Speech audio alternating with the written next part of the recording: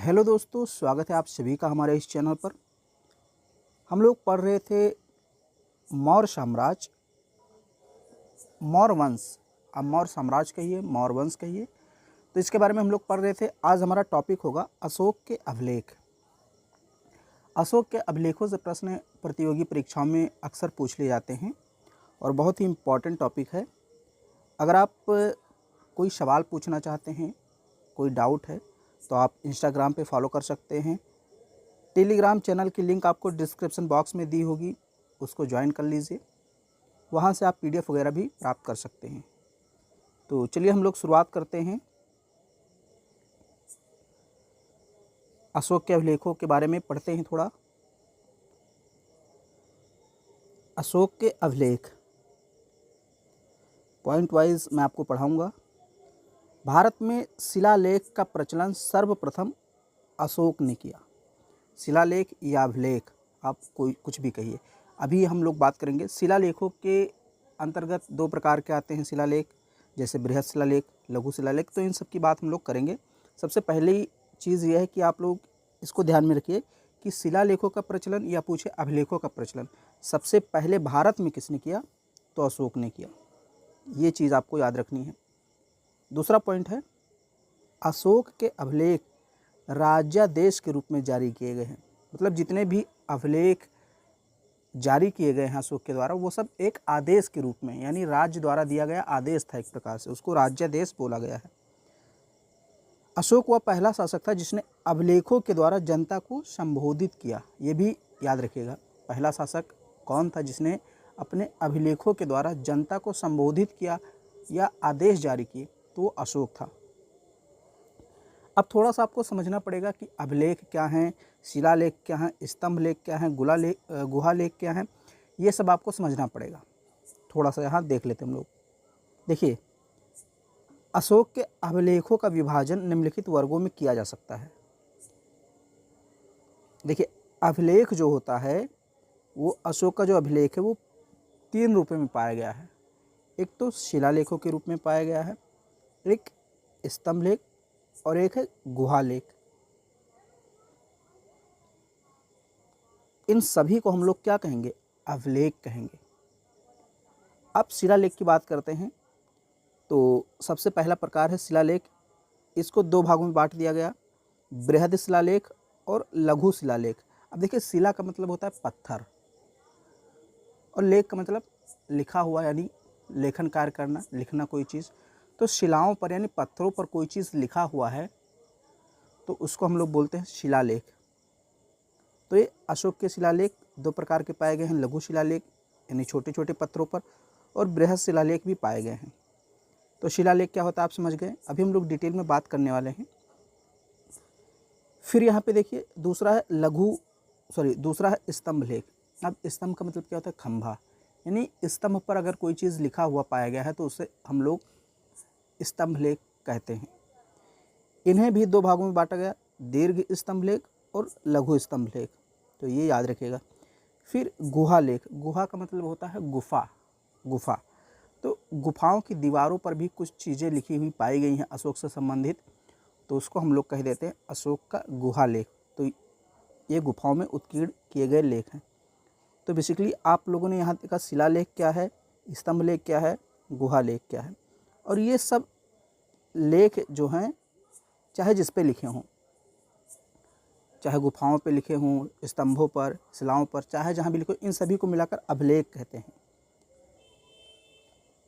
अगर ताम्रपत्र पूछे, जैसे ताम्रलेख, यानी तांबे के बर्तनों पर कोई चीज़ लिखा है तो उसको ताम्रलेख कहते हैं, तो वो भी अभिलेख ही माना जाएगा। तो इतना आपको समझ में आ गया होगा कि अभिलेख क्या है। तो अभिलेख का मतलब कोई चीज़ किसी चीज़ पर लिखा हुआ है, यानी लेखन कार्य अगर किया गया है, चाहे वो पत्थर पर किया गया हो, तांबे पर किया गया हो, या स्तंभ पर किया गया हो, गुफा पर किया गया है, तो उसको हम लोग अभिलेख बोलेंगे। और उसके मैंने आपको प्रकार भी बता दिए। अब बात करते हैं, अशोक को उसके अभिलेखों में देवनाम प्रियदर्शी कहा गया है। ये याद रखिएगा, अशोक के अभिलेख प्राप्त हुए हैं, उसमें अशोक को क्या कहा गया है, देवनाम प्रियदर्शी। इसको हिंदी में बोलते हैं देवों का प्यारा। देवों का प्यारा यानी देवनाम पिय पियदसी कहा गया है अशोक को। अशोक का नाम अशोक किन किन अभिलेखों में मिलता है ये भी आपको याद रखना है। मास्की, गुर्जरा, निट्टूर, उदयगोलम। ये कई बार पूछा गया है कि भाई अशोक का नाम अशोक किन अभिलेखों में प्राप्त होता है। तो ये मास्की हो गया, गुर्जरा हो गया, निट्टूर, उदयगोलम, ये ऐसे अभिलेख हैं जहाँ पर अशोक का नाम स्पष्ट रूप से अशोक ही मिला है। बाकी जितने अभिलेख हैं वहाँ पर अशोक का नाम क्या मिलता है? देवनाम पिय पियदसी। ये चीज़ आपको याद रखना है। अब देखिए 1750 में टी फैंथलर ने सबसे पहले दिल्ली में अशोक के स्तंभ का पता लगाया यानी स्तंभ लेख का पता लगाया, किंतु अशोक के अभिलेखों को सर्वप्रथम जेम्स प्रिंसेप ने 1837 ईस्वी में पढ़ा था। दो प्रश्न यहाँ से बन सकते हैं भाई। 1750 में पता किसने लगाया? तो टी फैंथलर ने दिल्ली में अशोक के स्तंभ का पता लगाया, सबसे पहले इन्होंने पता लगाया। लेकिन अशोक के अभिलेखों पर जो कुछ लिखा था उसको पढ़ा किसने? तो जेम्स प्रिंसेप ने 1837 में पढ़ा था। ये चीज़ आपको याद रखनी है। अब बात करते हैं भाई जो चीज़ें लिखी हुई हैं वो किन भाषा में और किन लिपि में लिखी हुई हैं, यहाँ से भी प्रश्न पूछे जाते हैं। तो अशोक के अभिलेखों में प्राकृत भाषा के साथ कुल 4 लिपियाँ यानी ब्राह्मी, खरोष्टी, अरमाइक और यूनानी लिपि का प्रयोग हुआ है। यानी भाषा कौन सी है? प्राकृत। ध्यान दीजिए, भाषा क्या है? प्राकृत है। और लिपि 4 हैं। कौन कौन सी लिपि? ब्राह्मी लिपि, खरोष्टी लिपि, अरमाइक लिपि, यूनानी लिपि। इन लिपियों का प्रयोग किया गया है। अशोक के स्तंभ लेख एवं गुहा लेखों में केवल ब्राह्मी लिपि एवं प्राकृत भाषा का प्रयोग हुआ है। ये भी चीज़ आपको याद रखनी है। जो अशोक का स्तंभ लेख है, मैंने अभी आपको यहाँ बताया, देखिए ये स्तंभ लेख और ये गुहा लेख। तो जो स्तंभ लेख और गुहा लेख है, ये देखिए स्तंभ लेख और गुहा लेख, इसमें केवल और केवल ब्राह्मी लिपि का प्रयोग किया गया है और प्राकृत भाषा का प्रयोग किया गया है। इतना आपको समझ में आ गया होगा आई होप। तो हम लोग आगे बढ़ते हैं। आप पॉइंट भी कर सकते हैं या फिर इसको PDF अगर आप इसका प्राप्त करना चाहते हैं तो आप टेलीग्राम चैनल को ज्वाइन कर लीजिए, वहाँ पे आपको इसका PDF भी मिल सकता है। अब हम बात करते हैं अशोक के बृहद शिलालेखों के बारे में। जैसे मैंने आपको बताया था जो शिलालेख पाए गए हैं वो 2 प्रकार के हैं, बृहद शिलालेख, लघु शिलालेख। तो हम बृहद शिलालेख के बारे में पढ़ने जा रहे हैं। देखिए अशोक के जो बृहद शिलालेख हैं इनकी संख्या कितनी है? 14। याद रखिएगा 14 संख्या है, लेकिन 8 स्थानों से प्राप्त हुए हैं। कहीं कहीं ये 7 लिखा होता है, तो ध्यान में रखिएगा ऑप्शन में क्या आता है। 14 बृहद शिलालेख हैं, यानी पत्थरों पर लिखे गए जो हैं उनको शिलालेख कहा गया। 14 हैं लेकिन 8 स्थानों से प्राप्त हुए हैं। अब हम देखते हैं कि उन शिलालेखों में क्या क्या बातें लिखी हैं। भाई जो शिलालेख प्राप्त हुए हैं उनमें कौन कौन से विषय या कौन कौन से आदेश लिखे हुए हैं। जैसे 14 हैं तो सबसे पहला जो शिलालेख है उसमें लिखा है पशु बलि की निंदा की गई है, यानी भाई पशु की बलि नहीं दी जानी चाहिए, ऐसा अशोक ने कहा है। और सभी मनुष्य मेरी संतान है, ये इसने उद्बोधन किया है। तो ये चीज़ आपको याद रखनी है। पहले शिलालेख में क्या लिखा है? सभी मनुष्य मेरी संतान है और पशु बलि की निंदा, ये पहले शिलालेख में लिखा गया है। दूसरे शिलालेख में क्या है? पशु चिकित्सा के बारे में लिखा है, मानव चिकित्सा के बारे में लिखा है और लोक कल्याणकारी कार्य के बारे में लिखा है। साथ ही चोल, पांड्य, सत्यपुत्र, केरलपुत्र चेर को बोलते हैं, इनकी चर्चा भी की गई है। तो चोल वंश, पांड्य वंश, चेर वंश, सत्यपुत्र, इन सब की चर्चा भी दूसरे शिलालेख में की गई है।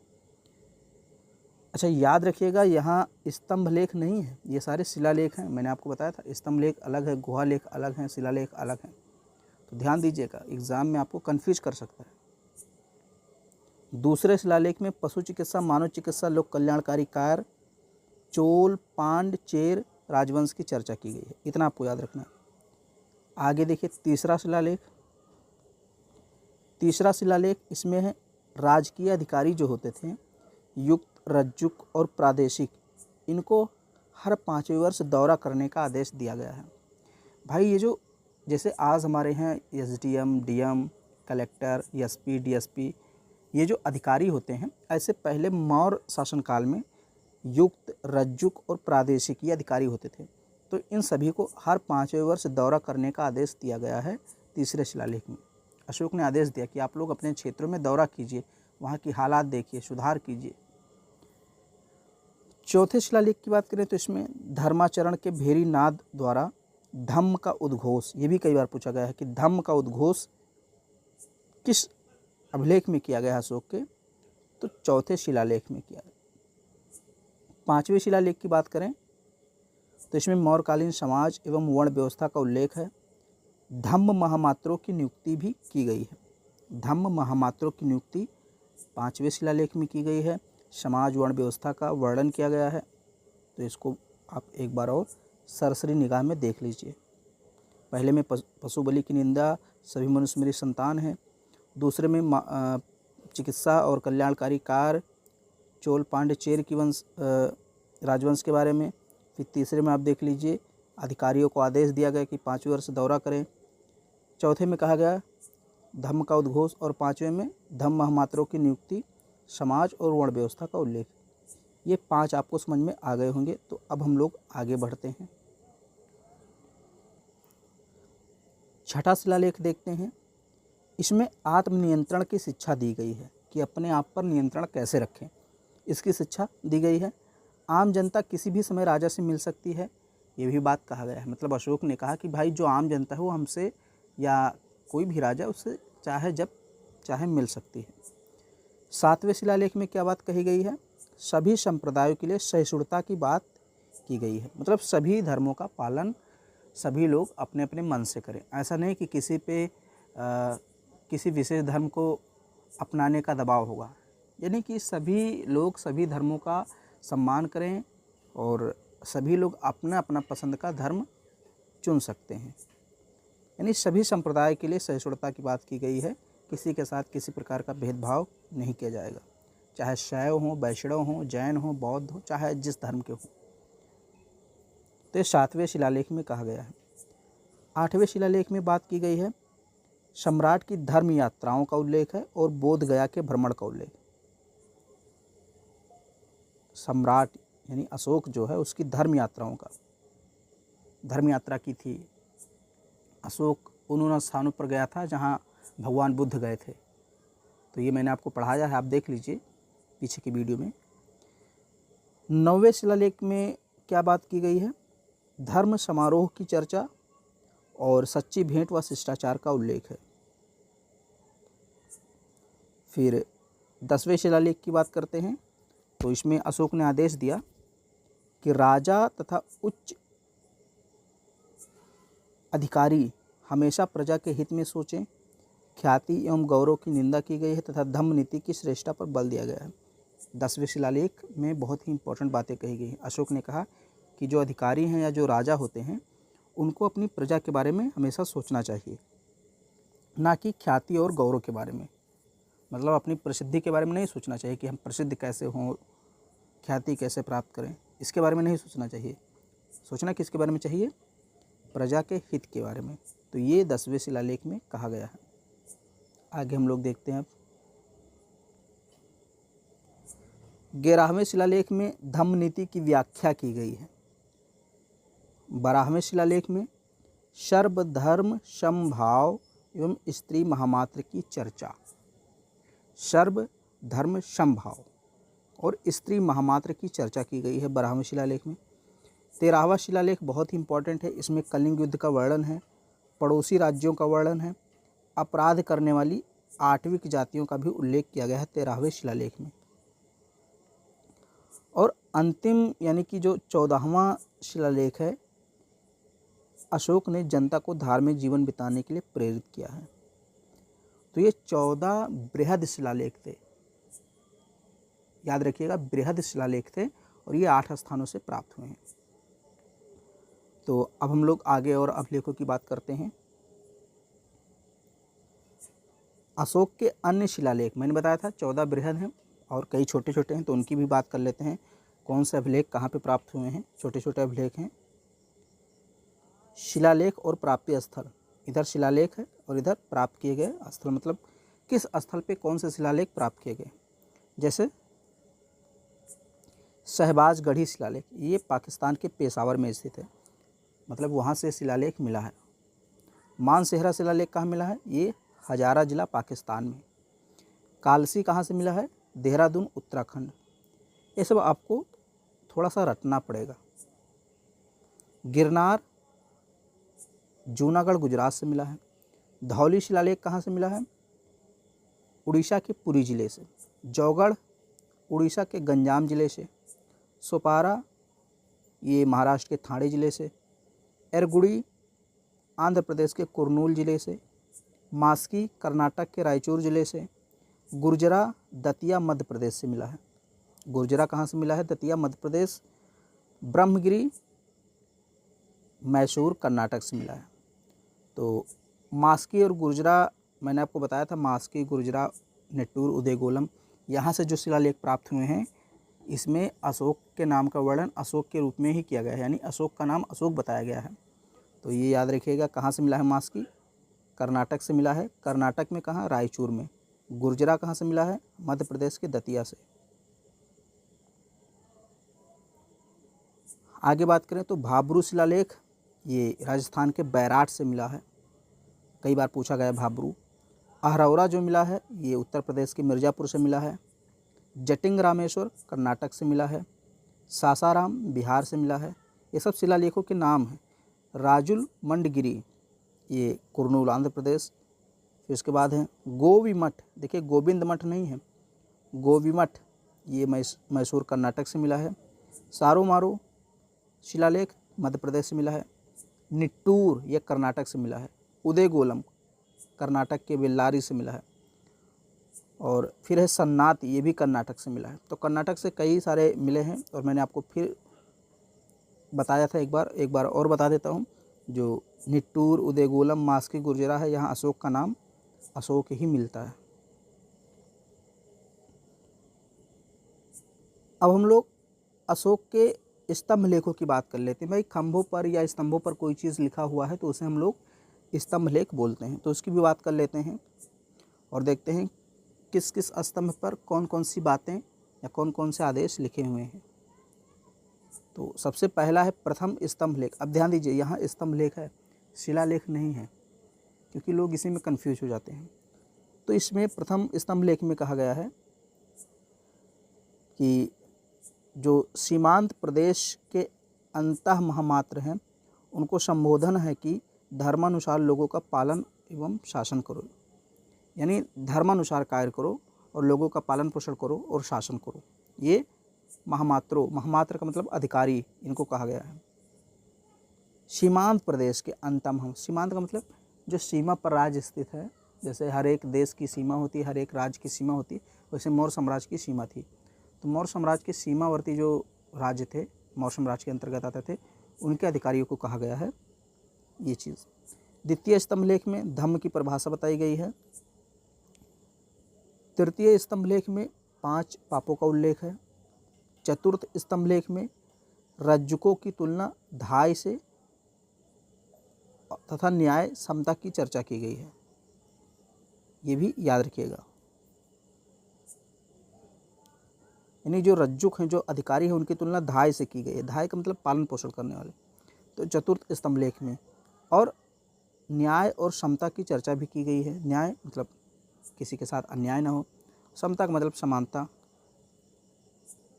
पंचम स्तंभ लेख, इसमें जो है जीववध निषेध और कैदियों की मुक्ति का प्रावधान किया गया है। जो कैदी हैं, उन युद्धबंदी हैं, उनको मुक्त कर दिया जाए, जीववध ना किया जाए, यानी कि जीवों की हत्या न की जाए। तो पंचम स्तंभ लेख में कहा गया है। छठे स्तंभ लेख में क्या कहा गया? सभी संप्रदायों के सम्मान की चर्चा की गई, मतलब सभी धर्मों का सम्मान किया जाए। सातवें स्तंभ लेख में कहा गया प्रजाहित में किए गए कार्यों का वर्णन है, धर्म महामात्रों की नियुक्ति है। तो जब एग्जाम में प्रश्न पूछे तो एक बार ये देख लीजिएगा कि स्तंभ लेख पूछा है या शिलालेख पूछा है। अब हम लोग कुछ अन्य महत्वपूर्ण तथ्य के बारे में चर्चा कर लेते हैं पॉइंट वाइज कि भाई अभिलेखों से संबंधित कौन से और प्रश्न पूछे जाते हैं। तो सबसे पहले देखिए, अशोक के दीर्घ स्तंभ लेखों की संख्या 7 है, जो 6 विभिन्न स्थानों से पाए गए हैं, जैसे दिल्ली टोपरा स्तंभ लेख, दिल्ली मेरठ स्तंभ लेख, इलाहाबाद स्तंभ लेख, लौरिया नंदनगढ़ स्तंभ लेख, रामपुरवा स्तंभ लेख। ये मतलब 7 हैं टोटल और 6 स्थानों से पाए गए हैं। कुछ स्तंभों पर केवल एक लेख है, अतः वे लघु स्तंभ लेख कहे जाते हैं। इस प्रकार के लघु स्तंभ लेख जैसे सांची, सारनाथ, रुक्मिणदेई। आपसे कई बार पूछा गया कि रुक्मिणदेई अभिलेख कैसा अभिलेख है, लघु है, दीर्घ है? तो ये लघु अभिलेख है, यानी स्तंभ लेख है। सारनाथ भी लघु स्तंभ लेख है, सांची भी लघु स्तंभ।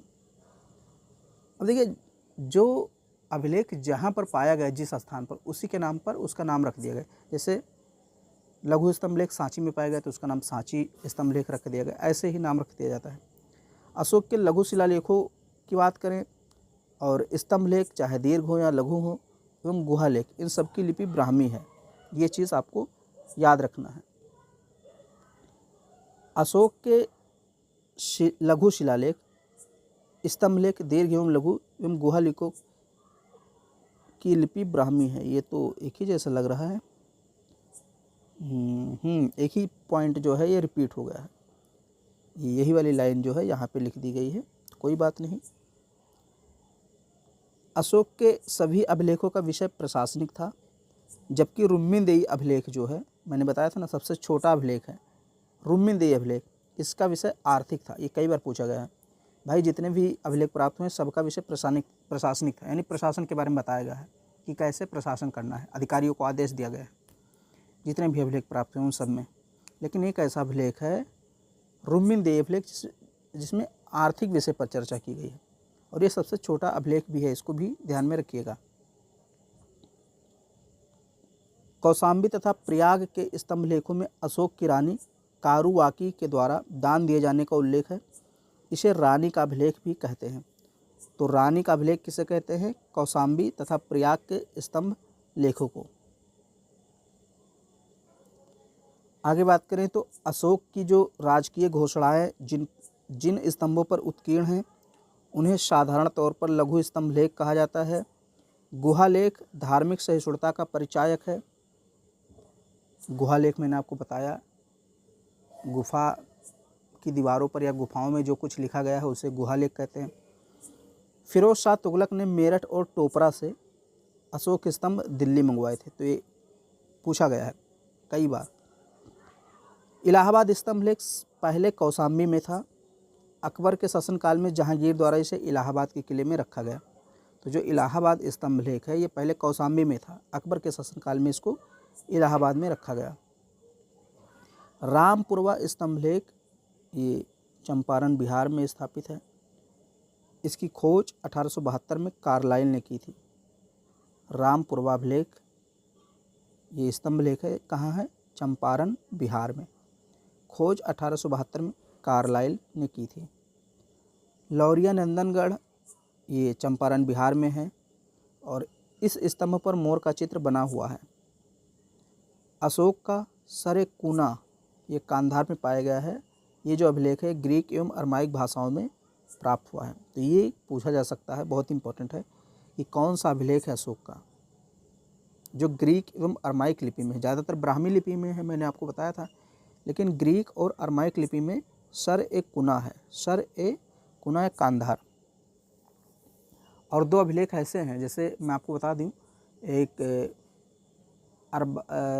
एक शहबाजगढ़ी है और एक मानसहरा, जो दोनों पाकिस्तान में हैं।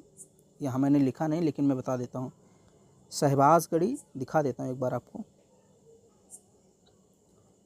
ये देखिए, शहबाजगढ़ी पेशावर पाकिस्तान और मानसहरा हजारा पाकिस्तान, ये दोनों अभिलेख खरोष्टी लिपि में हैं। तो सर-ए-कुना किस लिपि में है उसको याद रखना है और इसको याद रखना है, इन तीनों को याद रखना है। बाकी जितने भी हैं वो सब ब्राह्मी लिपि में है।